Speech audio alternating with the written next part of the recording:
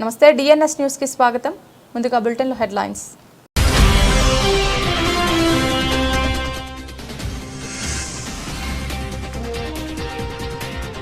ఏపీలో Google AI hub Chandrababu కేంద్ర మంత్రుల సమక్షంలో ఒప్పందం.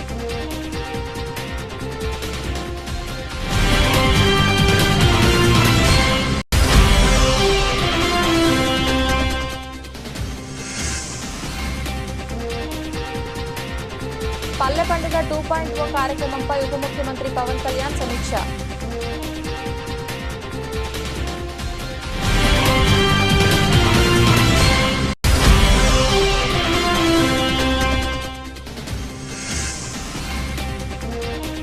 దీపావళి పండుగ నేపథ్యంలో భవానీపురం ఐరన్ యార్డ్లో గల బాణసంచా గోడౌన్లను ఆకస్మిక తనిఖీ చేసిన జిల్లా కలెక్టర్ డాక్టర్ జి లక్ష్మీష.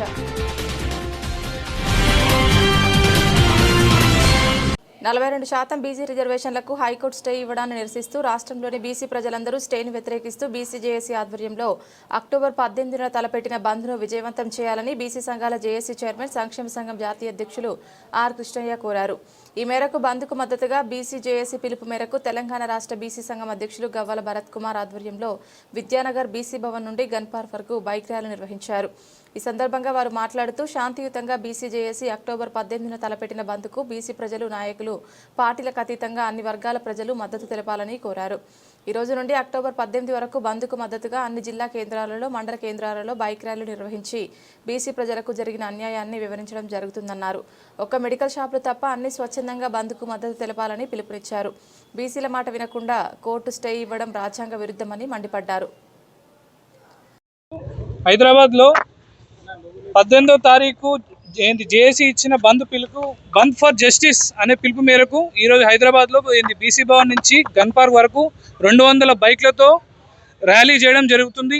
ఇదే విధంగా ప్రతి జిల్లా కేంద్రాల్లో రేపటి నుంచి 18వ తారీఖు వరకు ప్రతి జిల్లాలో 200 నుంచి 500 బండ్ల వరకు బైక్ ర్యాలీలతోటి జనాలను జాగృత పరిచే విధంగా ఏదైతే మన జేఏసీ చైర్మన్ ఆర్ కృష్ణన్న గారి పిలుపుని ప్రతి బీసీ మిత్రునికి, ప్రతి బీసీ సోదరునికి వాళ్ళకి రీచ్ అయ్యే విధంగా బైక్ల మీద మన బీసీ సోదరులందరూ వెళ్ళి ప్రతి ఒక్క ఇంటికి వెళ్ళి వాళ్ళ తలుపు తట్టి ప్రతి ఒక్కరికి 18వ తారీఖు జరిగే బంద్ విలువ బీసీలకు కల్పించిన 42% రిజర్వేషన్లపై హైకోర్టు స్టే ఇచ్చినందుకు నిరసనగా రాష్ట్రంలోని బీసీలందరూ తిరగబడ్డారు. ఈ సందర్భంగా ఈ అన్ని బీసీ సంఘాలు, 100 కుల సంఘాలు, 30 బీసీ సంఘాలు అన్నీ కలిపి ఈ నెల 18న జాక్ ఏర్పాటు చేసిందానికి నా నమ్మకం ఉంచి నన్ను చైర్మన్గా చేసినందుకు 18న రాష్ట్ర బంద్ తలపెట్టాము. ఆ బంద్కు మద్దతుగా ఈరోజు హైదరాబాద్లో చాలా చోట్ల బైక్ ర్యాలీ చేసారు. ఇప్పుడు ఇక్కడ బీసీ భవన్ నుంచి ఆడికి అసెంబ్లీ వరకు, ఇదేంటి గన్ పార్క్ వరకు పెద్ద ఎత్తున ర్యాలీ చేసి ఆడికెళ్ళి మళ్ళీ డిస్పర్స్ కావడం జరుగుతుంది. ఎల్బీ నగర్లో, అమీర్పేటలో చాలా చోట్ల కూడా బైక్ ర్యాలీలు తీసి బంద్కు మద్దతుగా తిరుగుతున్నారు. జిల్లాలలో కూడా బైక్ ర్యాలీలు తీస్తున్నారు. ఆ రోజు బంద్ను బ్రహ్మాండంగా జరుపుతారు. ఈ రోజు నుంచి 18 వరకు వరుసగా బైక్ ర్యాలీలు తీసి ఆ రోజు 18 నాడు షాపులు బంద్ చేయాలి, స్కూళ్ళు, కాలేజీలు బంద్ చేయాలి. 5 సంవత్సరాలలోపు ఉన్న పిల్లలు తప్పనిసరిగా పోలియో చుక్కలు వేయించాలని రంగారెడ్డి జిల్లా డిఎంహెచ్ఓ లలితాదేవి అన్నారు. హైదరాబాద్లోని లింగంపల్లి రైల్వే స్టేషన్లో ఆదివారం పోలియో సెంటర్ను పరిశీలించారు. ఈ సందర్భంగా ఆమె మాట్లాడుతూ 5 ఏళ్లలోపు పిల్లలందరికీ తప్పకుండా పోలియో చుక్కలు వేయించాలని కోరారు.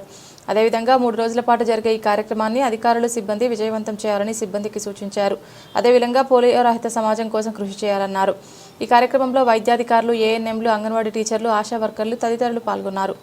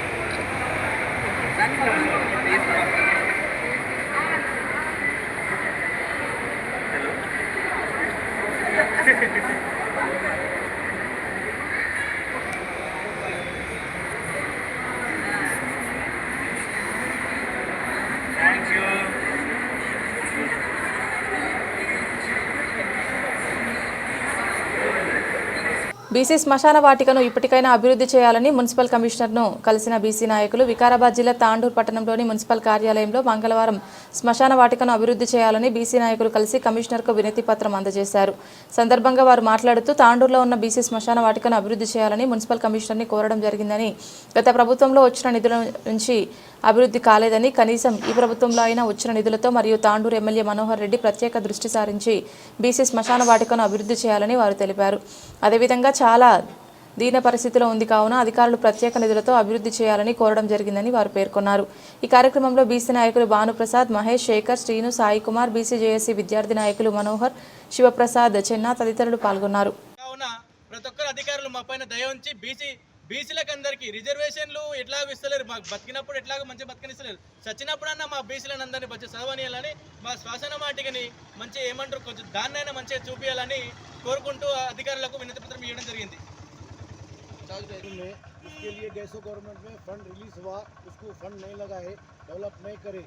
सब बीसी की तरफ से गुजारिश है कमिश्नर साहब से उसको डेवलप करना फंड लगा के, क्योंकि वो रोड फेस पे है, अंदर जानवर वो जा रहे आ रहे, अच्छी बात नहीं है। सो ज़िंदगी में तो फिक्र कर लेते हैं, असल जो घर रहता वो कब्रिस्तान रहता हर किसी का, वहाँ पे फिक्र करना। इसके बारे में जेएसी की तरफ से एक लेटर दिया गया कमिश्नर साहब को, एमएलए साहब से भी रिक्वेस्ट है कि उसको डेवलप करने के लिए फंड रिलीज करे।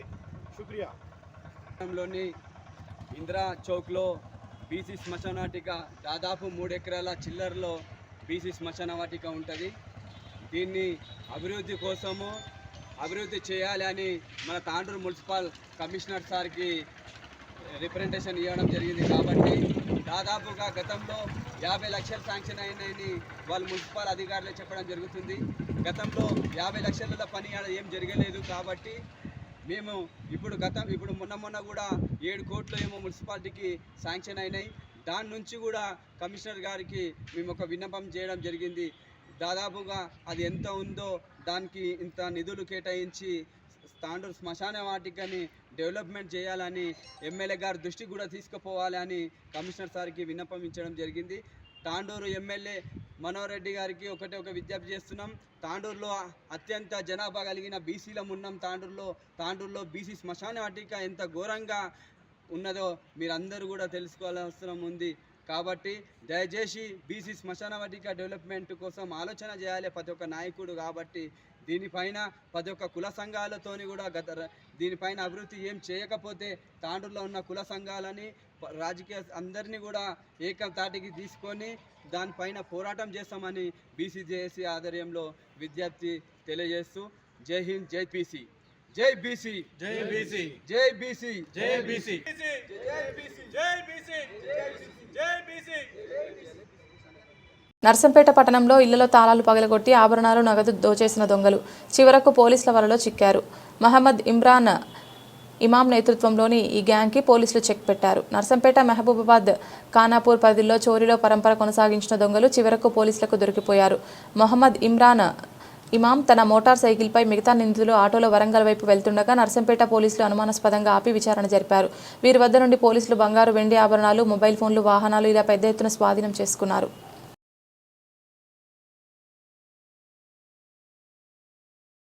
గ్రామాలలో మరియు చుట్టుపక్కల మహబాద్, ఖానాపూర్ ఏరియా లోపల వరుస దొంగతనాలు జరుగుతున్నాయి. గత ఆగస్టు నెలలో కూడా జరిగినవి. వీటి గురించి మర్సీ మరియు ఎస్ఐ గారు వాళ్ళు ఇచ్చినటువంటి క్రెడిబుల్ ఇన్ఫర్మేషన్ మీద ఒక దొంగల ముఠా ఏర్పడి దొంగతనాలు చేస్తున్నారని తెలిసింది. ఇందులో ముఖ్యంగా A1 మహమ్మద్ ఇమ్రాన్ అని, అతని స్నేహితుడు మాదాస్ నవీన్ అని, వీళ్ళు ఇంకా 3 లేడీస్తో కూడా ముఠా కట్టారు. అందులో ఈ నవీన్ భార్య భార్గవి, ఆమె చెల్లెళ్ళు విజయ, రాజేశ్వరి అని వాళ్ళు వీళ్ళు 5 ఒక ముఠాగా ఏర్పడి వీళ్ళంతా కూడా మా మహబూబాద్ పాల్వంచ ఏరియా వాళ్ళు అక్కడ నుంచి ఒక ఆటోలో వచ్చి మరి ఇమ్రాన్ అతను A1 మోటార్ సైకిల్ వచ్చి ముందు పోయి ఆయన హౌస్ బ్రేక్ చేస్తుంటాడు. అట్లా నర్సంపేటలో కూడా జ్యువెలరీ షాప్లో దొంగతనం చేశారు. వీళ్ళు పాకాల్ రోడ్లో ఉండే జ్యువెలరీ షాప్లో దొంగతనాలు చేశారు. ఈ మహబూబాద్ ఏరియాలో కూడా 2 దొంగతనాలు చేశారు. ఖానాపూర్ ఏరియాలో కూడా ఒక దొంగతనం చేశారు. ఈ అన్నింటికి కూడా మేము వాళ్ళని పట్టుకొని ఇంట్రాగేట్ చేసి ప్రాపర్టీని రికవర్ చేసినాం. టోటల్ ప్రాపర్టీ వచ్చి gold ornaments 2 tolas 2 grams 2 tolas 2 grams gold ornaments, silver ornament 38 tolas,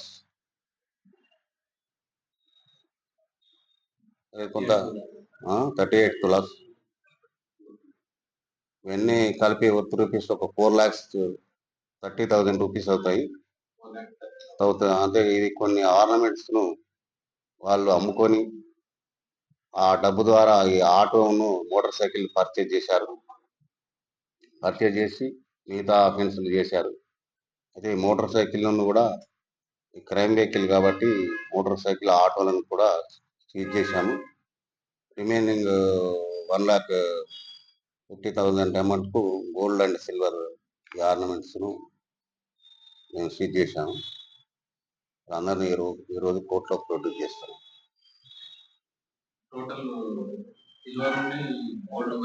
total worth rupees 4,30,000 rupees.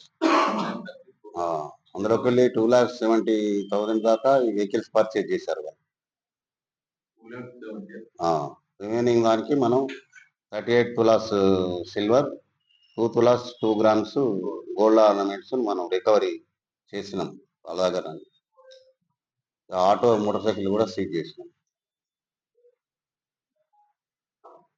Nagar Kurnool జిల్లా కొల్లాపూర్ పట్టణంలో సంఘటన సృజన అభియాన్ కార్యక్రమం నిర్వహించారు. ఈ కార్యక్రమంలో పాండిచ్చేరి మాజీ ముఖ్యమంత్రి నారాయణ స్వామి, మంత్రి జూపల్లి కృష్ణారావు, అచ్చంపేట ఎమ్మెల్యే వంశీకృష్ణ, కాంగ్రెస్ పార్టీ నాయకులు, కార్యకర్తలు పాల్గొన్నారు. ఈ సందర్భంగా డీసీసీ ఎంపిక కోసం ఆసక్తి ఉన్న నాయకుల నుంచి దరఖాస్తులు స్వీకరించారు. దరఖాస్తులను అధిష్టానికి పంపిస్తామని, పార్టీ నాయకులందరితో సమన్వయం చేసుకుని ముందుకు వెళ్తామని అన్నారు. ఈ సందర్భంగా వారు మాట్లాడుతూ దేశంలో కాంగ్రెస్ పార్టీ పట్ల ప్రజల ఆదరణ పెరిగిందని, జిల్లా కాంగ్రెస్ అధ్యక్షుడి ఎంపిక పారదర్శకంగా ఉంటుందని, కాంగ్రెస్ బలోపేతం కోసం చర్యలు తీసుకుంటామని తెలిపారు.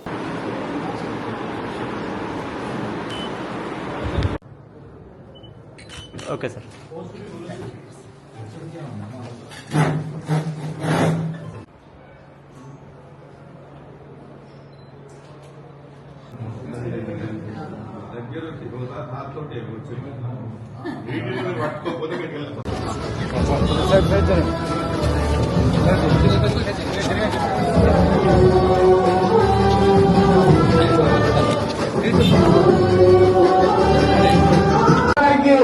సాధారణ ఆహ్వానిస్తూ అచ్చంపేట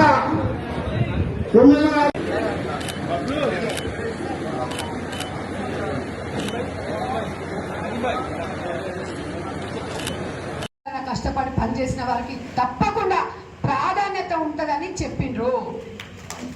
అది మీరు అర్థం చేసుకోవాలి. ఇప్పుడు వచ్చిన వాళ్ళకి ఏం లేదన్నా తప్పకుండా వాళ్ళ సహాయం మనం తీసుకున్నాం. ఈ స్థాయికి వచ్చిందంటే పార్టీ వారి సేవలు ఎంతో గొప్పగా.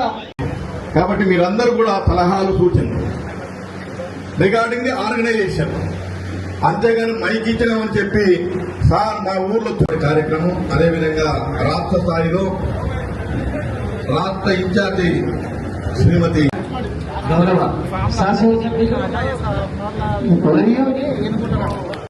ఎప్పుడు లేదు. నేను దాదాపుగా 25 సంవత్సరాలైన రాజకీయానికి వచ్చి, అటు ఇటుగా 30 సంవత్సరాలు. మనందరూ ఒకసారి గమనించాలి, రాజ్యాంగాన్ని గడిచిన 70 సంవత్సరాలు సుమారుగా సబ్జెక్టు కరెక్షన్ 120 సార్లు అనుకుంటాను. 119 times constitution has been amended, 119 times అనుకుంటాను, 110 సార్లు. అంటే ఎన్నో విషయాలకు సంబంధించి రాజ్యాంగాన్ని 120 సార్లు ప్రజా అవసరం మార్చినప్పుడు, మరి భారతదేశంలో అత్యధిక జనాభా ఉన్న బీసీలకు సంబంధించినటువంటి అంశం ఏ రాష్ట్రం చేయకపోయినా తెలంగాణ రాష్ట్రం స్థాయి తీసుకొచ్చినప్పుడు దాన్ని కేంద్ర ప్రభుత్వం 100% ఆమోదించాలి, చట్టసభ చేయాలి. ఒకరోజు పని, 1 గంట పని. రాష్ట్రాల సమాఖ్య, రాష్ట్రాలన్నీ కలిస్తేనే దేశం. ప్రజాస్వామ్యంలో ప్రజలే అంతిమ నిర్ణయితారు. వాళ్ళు గొప్ప గొప్ప మాటలు మాట్లాడతారు, రాజ్యాంగం గురించి మాట్లాడతారు, అంబేద్కర్ గురించి మాట్లాడతారు. మరి ఏం కష్టం ఏం వచ్చింది, ఎందుకు చేయడం లేదు అంటే దురుద్దేశపూర్వకంగా ఇంకా డైరెక్ట్ చెప్తా ఉంటారు. సంజయ్ గారు ఎవరు ఎంపీ సంజయ్ బండి సంజయ్ అంటే ఇచ్చే ప్రసక్తి లేదని అంటే ఎవరు జాగీరు అంటే దీని మూలంగానే ఎట్లయినా సరే 42% సాధించాలి ఆలస్యమైనా సరే అనేటువంటి పట్టుదలతోటి కాంగ్రెస్ పార్టీ ప్రభుత్వం పార్టీ పనిచేస్తూ ఉంది. ఈ వాస్తవాన్ని గ్రహించాలని మీ అందరికీ సవినయంగా నేను విజ్ఞప్తి చేస్తాను. ఇటీవల ఏలేశ్వరం పట్టణానికి చెందిన బోదిరెడ్డి వెంకటేశ్వరు హత్య కేసును ప్రతిపాడు పోలీసులు ఛేదించారు. ఏలేశ్వరం పట్టణానికి చెందిన వల్లూరి రాజా రమేష్ హత్యకు పాల్పడ్డారని పోలీసులు నిర్ధారించారు. ఈ సందర్భంగా ఏలేశ్వరం పోలీస్ స్టేషన్లో ఏర్పాటు చేసిన సమావేశంలో డీఎస్పీ శ్రీహరిరాజు మీడియాతో మాట్లాడారు. మృతుడు బోడిరెడ్డి వెంకటేశ్వర్లు, ముద్దాయి వల్లూరి రాజా రమేష్ ఇద్దరు కోడిపందాలు జూద క్రీడలకు కలిసి వెళ్లేవారని, వీరిద్దరి మధ్య ఆర్థిక లావాదేవీలు ఉన్నాయని తెలిపారు. ముద్దాయి కోడిపందాలలో అధిక మొత్తంలో సొమ్ము పోగొట్టుకోవడంతో మృతుడు వెంకటేశ్వర్లు వద్ద నుంచి సుమారు 10 లక్షలు అప్పుగా తీసుకున్నాడని అన్నారు. తీసుకున్న సొమ్మును తిరిగి ఇమ్మని పదే అడుగుతున్న నేపథ్యంలో పథకం ప్రకారం ముద్దాయి రాజా రమేష్ వెంకటేశ్వర్లుని నర్సీపట్నం వద్ద కోడిపందాలున్నాయని నమ్మబలికి వెళ్దామని కారులో ఎక్కించుకొని వెళ్లే దారి మధ్యలో పథకం ప్రకారం ముద్దాయి మత్తు టాబ్లెట్స్ కలిపిన పల్పీ ఆరెంజ్ డ్రింక్లు మృతుడితో తాగించారన్నారు. ముద్దాయి కోలుకున్న నేపథ్యంలో ప్రతిపాడు సర్కిల్ ఇన్స్పెక్టర్ సూర్య అప్పారావు విచారణ చేపట్టాలని, నిందితుడును ఈరోజు కోర్టులో హాజరుపరుస్తామని తెలిపారు. కాకినాడ జిల్లా ఏలేశ్వరం సంబంధించి ఏలేశ్వరం పోలీస్ స్టేషన్లో అక్టోబర్ 4వ తారీఖున ఈ నెల 4వ తారీఖున ఒక రిపోర్ట్ వచ్చిందండి. ఆ రిపోర్ట్ ప్రకారం ఏంటంటే బోదిరెడ్డి వెంకటేశ్వర్లు అనే ఆసామి మిస్ అయ్యారని చెప్పేసి వాళ్ళ అబ్బాయి ఆంజనేయులు మనకు రిపోర్ట్ ఇచ్చారు. ఇది మ్యాన్ మిస్సింగ్ కేసు కింద రిజిస్టర్ చేసాం. అంటే ఆయన యొక్క ప్రొఫెషన్ అంటే వ్యాపారం దృష్ట్యా, అలాగే కుటుంబ పరంగా ఏ ఇష్యూలు లేవు. దాని చేత ఏంటంటే కొద్దిగా ఇది మనకి డౌట్ వచ్చింది ఈ కేసులో ఏంటి ఎందుకు మిస్ అయ్యారు ఏంటని చెప్పేసి ఈ విషయం నమోదు చేసిన ప్రత్యేక శ్రద్ధ తీసుకోవడం, వెంటనే దర్యాప్తుని మన ప్రతిపాడు సిఐ గారు సూర్యాపరావు గారు ప్రత్యక్ష పర్యవేక్షణలో కేసు దర్యాప్తు స్టార్ట్ చేయడం, అలాగే ఈ విషయం జిల్లా ఎస్పీ గారు శ్రీ జి బిందుమాధవ్ గారికి తెలియపరచగా వారు కూడా కొన్ని ఇన్స్ట్రక్షన్లు ఇచ్చి ఇది ఒక ఇంపార్టెంట్ కేసు కింద డీల్ చేయమని చెప్పేసి మాకు ఇన్స్ట్రక్షన్లు ఇచ్చారు. ఆ క్రమంలో ఏం జరిగిందంటే మాకు అడ్డతీగల పోలీస్ స్టేషన్ నుంచి ఒక ఇంపార్టెంట్ ఇన్ఫర్మేషన్ దీనికి సంబంధించి వచ్చిందన్నమాట. ఏంటి ఇన్ఫర్మేషన్ అంటే అక్కడ ఏఎస్ఐ గారు లోకల్ సిహెచ్సిలో ఒక ఎమ్మెల్సీ సంబంధించి స్టేట్మెంట్ రికార్డ్ చేయడానికి వెళ్తే అక్కడ ఈ ఒక వ్యక్తి ఏంటంటే పురుగుల మందు తాగి జాయిన్ అయ్యాడండి. వల్లూరి రాజా రమేష్ అని చెప్పేసి అడ్మిట్ అయ్యాడు పురుగుల మందు తాగి. అంటే సూసైడ్ అటెంప్ట్ అనుకోండి ఇంచుమించుగా. ఆయన స్టేట్మెంట్లో ఏంటంటే ఈ ఎవరైతే మనకి ఇక్కడ మిస్సింగ్ కేసు ఎవరైతే ఉందో బోదిరెడ్డి వెంకటేశ్వర్లు ఉన్నాడో ఆయనకి ఈయనకి లావాదేవీలు ఉన్నట్టు, ఒక అధికారి తీసుకుని మన ఏలేశ్వరం నుంచి ఎర్రవరం హైవే మీదుగా ఆ తుని నుంచి నర్సీపట్నం రోడ్లో ట్రావెల్ చేసినట్టు, ఈ మార్గ మధ్యలో ఏంటంటే ఈ వ్యక్తిని చంపేసి అక్కడ పెదబయలు ఏరియాలో ఆ లోయలో పడేసినట్టు ఎంత కూడా ఆయన కన్ఫ్యూషన్ ఇచ్చాడు అనమాట. కన్ఫ్యూజ్ ఇచ్చిన తర్వాత ఈయన దగ్గర ఏదైతే బంగారం కానీ లేకపోతే నగదు కానీ ఇంకేదైతే ఉందో అది కూడా. ఈ నెల 16న మహబూబ్ నగర్ జిల్లా కేంద్రంలోని పాలమూరు యూనివర్సిటీలో 4వ స్నాతకోత్సవ వేడుకలు నిర్వహించడం జరుగుతుందని పాలమూరు యూనివర్సిటీ వైస్ ఛాన్సలర్ ఆచార్య జిఎన్ శ్రీనివాస్ వెల్లడించారు.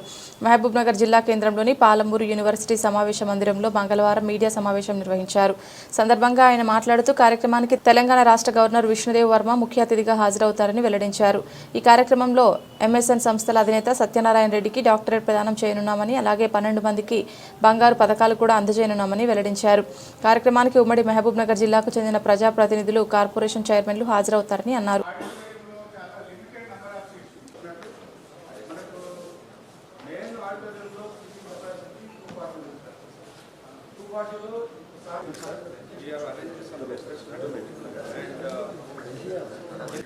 పిహెచ్డి రిసిపెంట్స్కి కొంచెం ఎటువంటి ఇబ్బంది కాకుండా కండక్ట్ చేయడంలో మీరు అందరికీ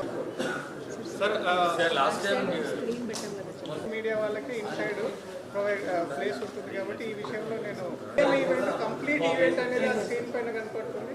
మీరు ఆడిటోరియం లోపల ఏదైతే ఈవెంట్ జరుగుతుందో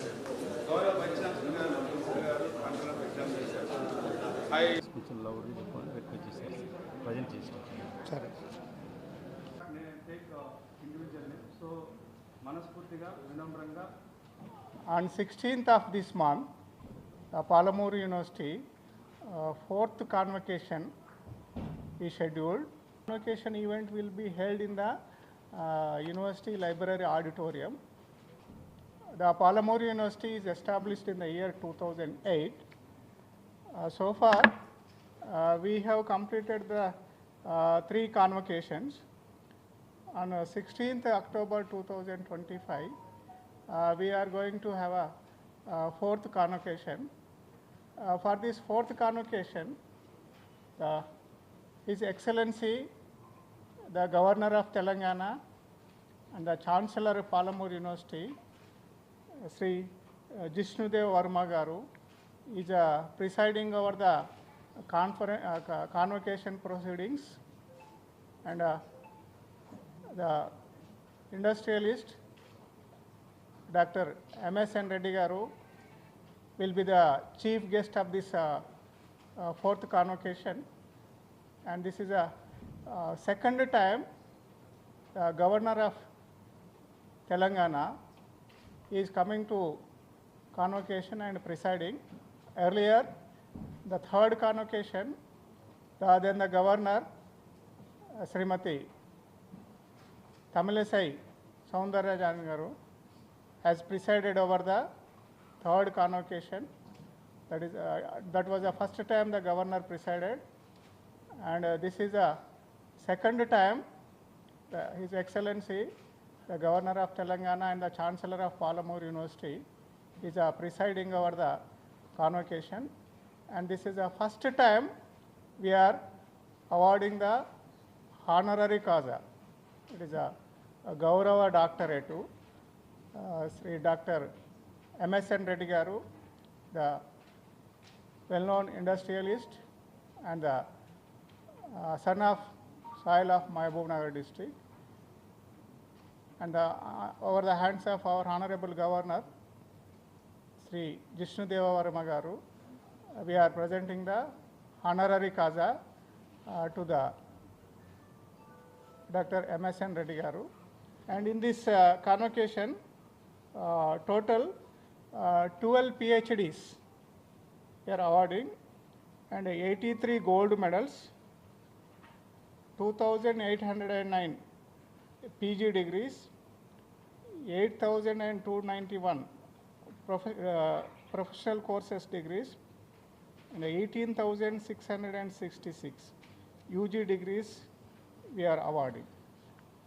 And during this convocation, as you know, the recent developments in the Palamur University, from this academic year, we started new engineering college, we started new law college from this academic year.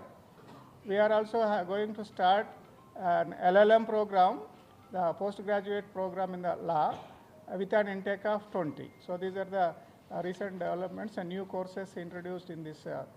Mahabubnagar జిల్లా police ప్రధాన కార్యాలయంలో జిల్లా SP శ్రీమతి D Janaki జిల్లా police అధికారులతో video conference నిర్వహించారు. ఈ సందర్భంగా రాష్ట్ర డీజీపీ శ్రీ శివధర్ రెడ్డి సూచనలను సంక్షిప్తంగా వివరిస్తూ జిల్లా పోలీస్ వ్యవస్థలో వాటి అమలు కోసం స్పష్టమైన ఆదేశాలు జారీ చేశారు. మన ప్రధాన లక్ష్యం ప్రజలకు భద్రత, న్యాయం మరియు నమ్మకం కల్పించడం. ప్రతి పోలీస్ స్టేషన్ స్థాయిలో పారదర్శకత, క్రమశిక్షణ మరియు సమయపాలన ఉండాలని అన్నారు. ప్రతి విభాగం పట్ల ప్రత్యేక దృష్టి సారిస్తూ ఎన్బిడబ్ల్యూ వారెంట్లు పెండింగ్ ఉన్న వాటిని ప్రాధాన్యతగా అమలు చేసి ప్రతి వారానికి నివేదిక సమర్పించాలని, సీసీటీఎన్ఎస్ అప్డేట్స్ సమయానికి నమోదు చేసి పెండింగ్ ఎఫ్ఐఆర్లు, ఛార్జిషీట్లు పూర్తి చేయాలని తెలిపారు. రోడ్ యాక్సిడెంట్ల కారణాలను లోతుగా విశ్లేషించి మద్యం సేవించి వాహనాలు నడపడం, నిర్లక్ష్య డ్రైవింగ్ వంటి అంశాలపై ప్రత్యేక నిఘా పెట్టాలి అన్నారు. స్త్రీ శిశు సంక్షేమ శాఖ మంత్రి గుమ్మడి సంధ్యారాణి కామెంట్స్. విశాఖ కేజీహెచ్లో చికిత్స పొందుతున్న చిన్నారులకు పరామర్శించిన మంత్రి గుమ్మడి సంధ్యారాణి. జాండీస్ బారిన పడి 65 మంది పిల్లలను కేజీహెచ్లో అడ్మిట్ చేసి చికిత్స అందించాం. ప్రస్తుతం 6 పిల్లలు చికిత్స పొందుతున్నారు. మిగతా 59 మందిని సురక్షితంగా చేర్చాము. ఈ 6 చిన్నారుల్లో 3 సాయంత్రం డిశ్చార్జ్ చేస్తున్నాము. రాష్ట్రంలో ఉన్న అన్ని ప్రభుత్వ వసతి గృహాలు ప్రస్తుతం ఉన్న వసతులను పరిశీలిస్తున్నాము. ప్రధాన కారణం ఏంటి? యాక్చువల్గా ఇది దసరా హాలిడేస్ కంటే ముందే 1-2 పిల్లలకి జాండీస్ లైట్గా కనిపించి ఉండొచ్చు, కానీ పిల్లలు చెప్పలేదు, వాళ్ళకు కూడా తెలియకపోయి ఉండొచ్చు. దసరా హాలిడేస్ పిల్లలు ఇంటికి వెళ్ళిపోయిన తర్వాత చాలామందికి అవి కొంచెం పెరిగింది. ఎందుకంటే పిల్లలు హాస్టల్స్ నుండి ఇంటికి రాగానే తల్లిదండ్రులకి ప్రేమతో ఖచ్చితంగా వాళ్ళకి ఎన్వి పెడతాం. ఆయిల్ ఫుడ్ ఉంటుంది, అన్నీ ఉంటాయి ఖచ్చితంగా. దానివల్ల పెరిగిన తర్వాత మీకు ఎందుకంటే వాటర్ అయితే కాదు, అది నేను క్లియర్గా లాస్ట్ టైం కూడా మనం టెస్ట్ చేసాం. వాటర్ కాదు, కాకపోతే టాయిలెట్ ద్వారా కూడా వస్తుంది. అది డాక్టర్స్, పార్వతీపురం డాక్టర్లు చెప్పారు, ఎక్కడ డాక్టర్లు కూడా చెప్పారు. ఎందుకంటే 600 మంది పిల్లలు ఉన్నారు, అక్కడ 30 టాయిలెట్స్ ఉన్నాయి. ఇక 40 టాయిలెట్లు కడుతున్నాం, అవి దీంట్లో ఉన్నాయి. అయితే ఈ 30 టాయిలెట్స్ ఉండేటప్పుడు చిన్నపిల్లలు టాయిలెట్ అయిన తర్వాత వాళ్ళు అది క్లీన్ చేయాలని వాళ్ళకి తెలియదు, వాటర్ కరెక్ట్గా యూజ్ చేయలేకపోయి ఉండొచ్చు.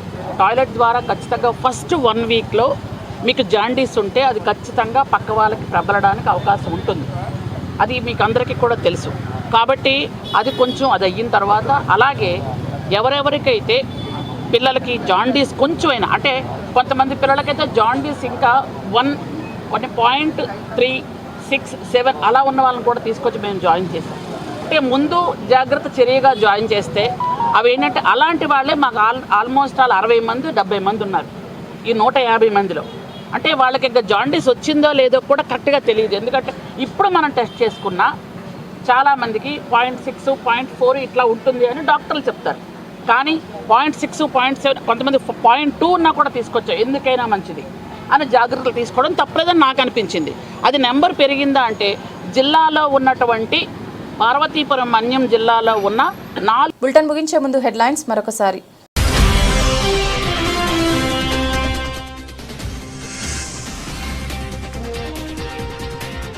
ఏపీలో గూగుల్ ఏఐ హబ్, చంద్రబాబు కేంద్ర మంత్రుల సమక్షంలో ఒప్పందం.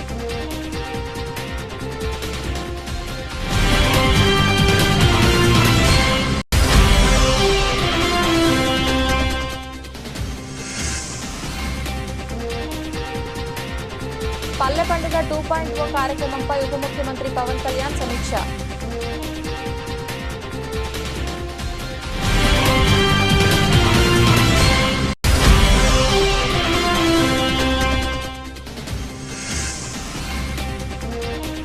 దీపావళి పండుగ నేపథ్యంలో భవానీపురం ఐరన్ యార్డ్లో గల బాణసంచా గోడౌన్లను ఆకస్మిక తనిఖీ చేసిన జిల్లా కలెక్టర్ డాక్టర్ జి లక్ష్మీష.